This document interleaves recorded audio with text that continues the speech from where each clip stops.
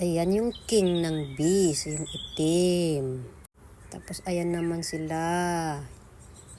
Naglalagay ng, ay tawag nito. Ayan sila sa kanilang bahay na. Nag-iumpukan. Tapos ayan yung bahay nila. Masaya sila kasi nalipad. At isa pa, may bulaklak na ayan. Yung pagkain nila. Ayan, balik sila sa kanilang tahanan.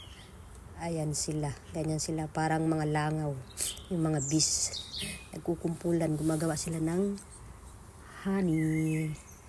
Ayan sila. Ayan o. Pero hindi pa siya pwedeng i-harvest kasi nga hindi pa buo. Ayan na. Balik na sila sa kanilang bahay. Tingnan na lang natin ulit next time.